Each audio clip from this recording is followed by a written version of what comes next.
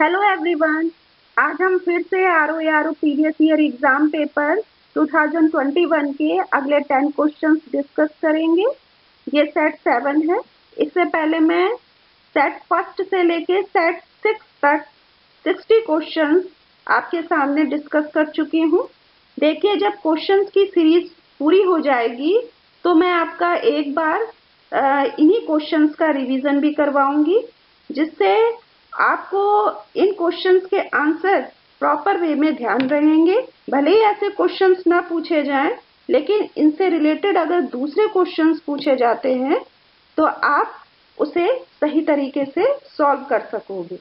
ठीक है, तो चलिए स्टार्ट करते हैं अपनी क्वेश्चंस की सीरीज को। हमारा पहला क्वेश्चन है क्वेश्चन नंबर 1।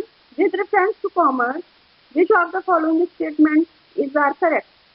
वाणिज्य के संदर्भ में निम्नलिखित में से कौन सा कथन सही है? तो देखिए, यहाँ दो स्टेटमेंट दिए गए हैं। पहला है, it is the field of business that assist in the removal of all impediments to the facilitation of exchange. यह व्यवसाय का क्षेत्र है जो विनिमय की सुविधा के लिए सभी बाधाओं को दूर करने में सहायता करता है। दूसरा स्टेटमेंट है, it deals with the factors of delivering the products to the consumers. यह उपभोक्ताओं तक उत्पादों को वितरित करने के कारकों से संबंधित है। क्या संबंधित है? वाणिज्य। तो देखिए, एक तरीके से दोनों ही स्टेटमेंट क्या होंगे? वाणिज्य के संदर्भ में सही होंगे।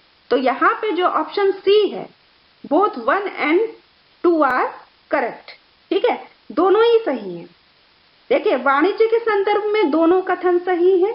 यह व्यवसाय का क्षेत्र होता है जो विनिमय की सुविधा के लिए सभी बाधाओं को दूर करने में सहायता करता है। यह उपभोक्ताओं तक उत्पादों को वितरित भी करता है। ठीक है, वाणिज्य के अंतर्गत किसी आर्थिक महत्व की वस्तु, मतलब आप जैसे कह सकते हो कोई मटेरियल है या कोई सर्विस है या फिर इंफॉर्मेशन है या धन का दो या दो से अधिक व्यक्तियों के बीच में या इंस्टीट्यूशन संस्थाओं के बीच में सौदा किया जाता है। ठीक है, तो धन प्राप्त करने के उद्देश्य से किया गया कार्य भी क्या होता है? वाणिज्य के अंतर्गत आता है। ठीक है, तो यहाँ पे जो दोनों स्टेटमेंट हमारे जो कॉमर्स के संदर्भ में है, वो दोनों ही स्टेटमेंट सही है। ठीक है, ऑप्शन सी जो होगा राइट होगा।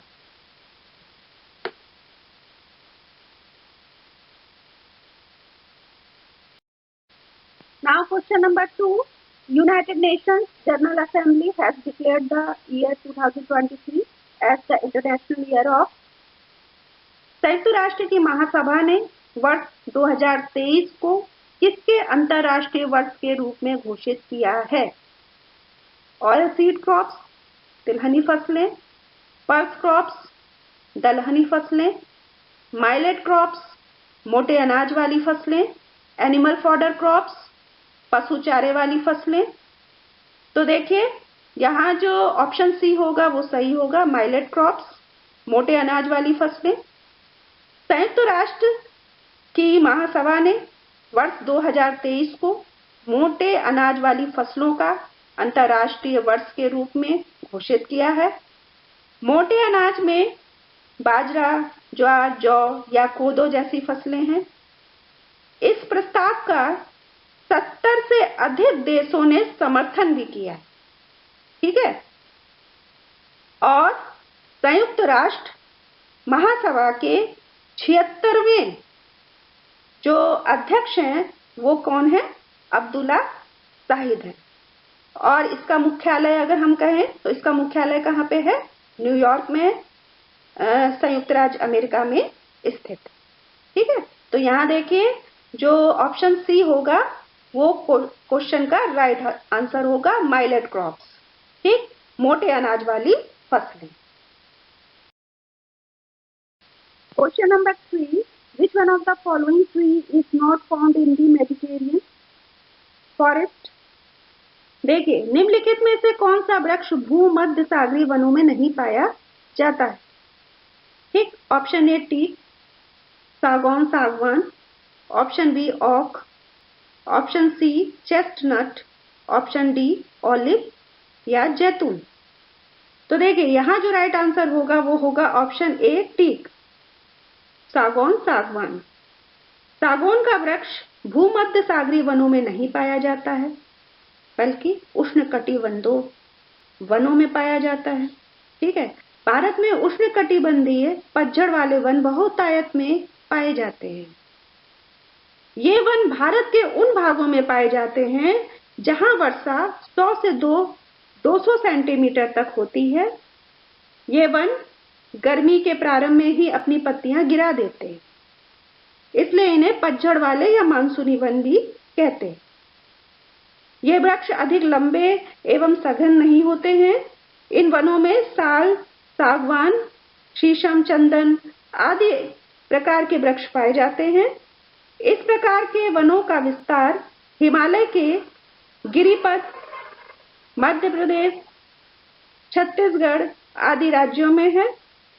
संपूर्ण सागौन के क्षेत्र का 50% हिस्सा जो है वो मध्य प्रदेश में पाया जाता है। ठीक है, यहाँ पे मैंने आपको थोड़ा सा वनों के बारे में बताया है। ठीक है, और क्वेश्चन के अकॉर्डिंग जो आंसर होगा वो होगा ऑप्शन ए टीक, जो होगा सागौन सागवान सही होगा। ठीक, तो चलिए अगला क्वेश्चन देखते हैं। Now question number 4, which one of the following mangrove areas is situated in the delta region of Godavari river? ठीक है, निम्नलिखित में से कौन सा मैंग्रोव क्षेत्र गोदावरी नदी के डेल्टा पर अवस्थित है? Option A Kundapur, option B Honnavar, option C Malpe, option D Coringa. तो देखिए यहाँ क्वेश्चन के अकॉर्डिंग जो राइट आंसर है वो ऑप्शन डी है, कोरिंगा। कोरिंगा मैंग्रोव क्षेत्र गोदावरी नदी के डेल्टा पर अवस्थित है। यह भारत में सुंदरवन के बाद दूसरा सबसे बड़ा मैंग्रोव क्षेत्र है।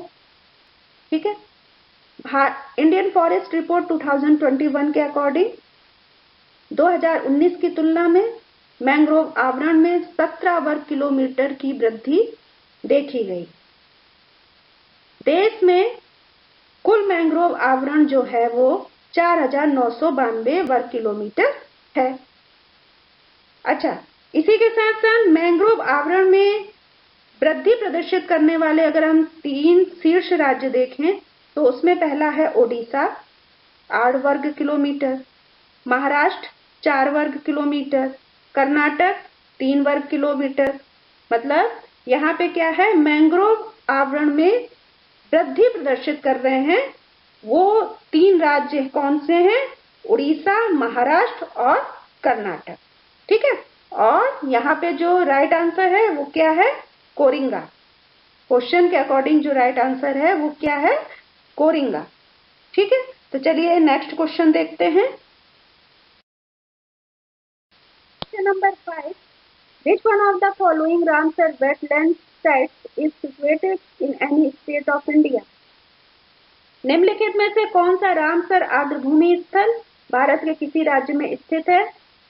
Option A Hokera wetland, option B point Calimere wildlife and bird sanctuary, option C Tso Moriri lake, option D Wular lake. ठीक है, यहाँ जो राइट आंसर होगा वो होगा option B point Calimere wildlife and bird sanctuary. Bharat के लुप्त प्राय और स्थानिक प्रजाति ब्लैक बक मृग के संरक्षण के लिए 1967 में point Calimere wildlife and bird sanctuary बनाया गया था। यह अभयारण्य तमिलनाडु के नागपट्टिनम जिले में स्थित है। वर्ष 2002 में इसे रामसर आर्द्रभूमि में शामिल किया गया।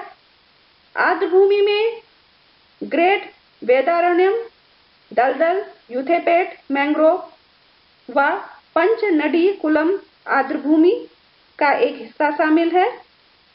पूर्व में बंगाल की खाड़ी और दक्षिण में पाक जलडमरू मध्य से घिरा हुआ है और इसका कुल क्षेत्रफल जो है वो 21.47 किलोमीटर में है। इस तरीके से यहाँ जो राइट आंसर है वो कौन सा होगा? Option B, point Calimere wildlife and bird sanctuary. निम्नलिखित में से कौन सा रामसर आर्द्रभूमि स्थल भारत के किस राज्य में स्थित है? तो पॉइंट कैलीमेरे वन्यजीव और पक्षी अभयारण्य। Question number 6, in the events of vacancy in the office of both president and vice president, who shall discharge the functions of president?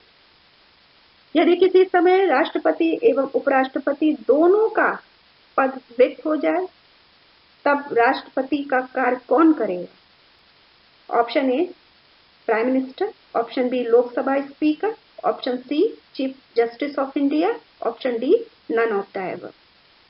तो देखिए यहाँ जो राइट आंसर होगा वो होगा option C, chief justice of India. यदि किसी समय राष्ट्रपति एवं उपराष्ट्रपति दोनों का पद रिक्त हो जाए उस समय राष्ट्रपति का कार्य चीफ जस्टिस मतलब भारत के प्रधान न्यायाधीश करेंगे। यदि किसी समय राष्ट्रपति एवं उपराष्ट्रपति दोनों का पद रिक्त हो जाए तब राष्ट्रपति का कार्य भारत का मुख्य न्यायाधीश कार्यवाहक राष्ट्रपति के रूप में कार्य करेगा तथा उसके कर्तव्यों का निर्वहन करेगा। जब कोई व्यक्ति जैसे उपराष्ट्रपति भारत का मुख्य न्यायाधीश अथवा उच्चतम न्यायालय या वरिष्ठतम न्यायाधीश कार्यवाहक राष्ट्रपति के रूप में कार्य करता है अथवा उसके कर्तव्यों का निर्वहन करता है तो उसे राष्ट्रपति की समस्त शक्तियां व उन्मुक्तियां प्राप्त होती हैं। ठीक है, वह संसद द्वारा निर्धारित सभी उपलब्धियां, भत्ते व विशेषाधिकार भी प्राप्त करता है। ठीक, तो यहाँ पे जो राइट आंसर है chief justice of India. Question number 7, the first day of the year 2020 was Wednesday. What was the last day of the year 2021? देखिए वर्ष 2020 का प्रथम दिन बुधवार था। वर्ष 2021 का अंतिम दिन क्या था यह हमें देखना है। यहाँ पर क्या था? Option A Thursday, option B Friday, option C Saturday, option D Sunday. तो देखिए जो 2020 है वो लीप ईयर है, इसलिए 1 जनवरी 2020 को क्या था? वेडनेसडे था। 1 जनवरी 2021 को क्या था? फ्राइडे था। इसलिए 31 दिसंबर 2021 को भी क्या है? होगा फ्राइडे। ठीक है, तो यहाँ जो राइट आंसर है वो क्या होगा?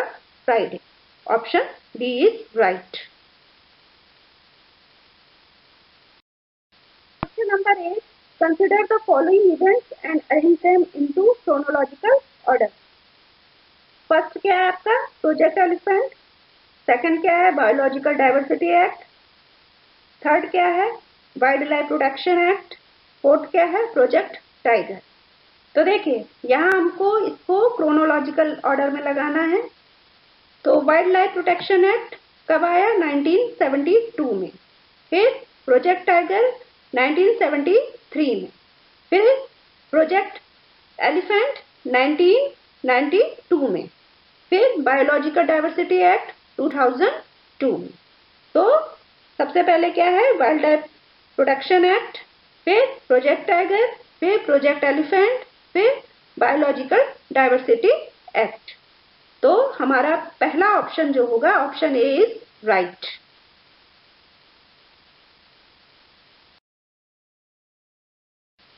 Question number 9, Gwadar port in Pakistan is situated in which of the following provinces. तो देखिए पाकिस्तान में ग्वादर बंदरगाह निम्नलिखित में से किस प्रांत में स्थित है? Option A Balochistan, option B Khyber Pakhtunkhwa, option C Punjab, option D Sindh. ठीक है, तो यहाँ जो राइट आंसर होगा वो होगा ऑप्शन ए बलूचिस्तान। ग्वादर बंदरगाह पाकिस्तान के बलूचिस्तान प्रांत में अरब सागर तट पर स्थित है। यह बंदरगाह चीन पाकिस्तान आर्थिक गलियारे की योजना में उत्कृष्ट रूप से शामिल है और इसे belt and road initiative and lake silk road परियोजना के बीच एक कड़ी माना जाता है। ठीक है, तो यहाँ जो राइट आंसर होगा वो होगा ऑप्शन ए, बलूचिस्तान। Number 10.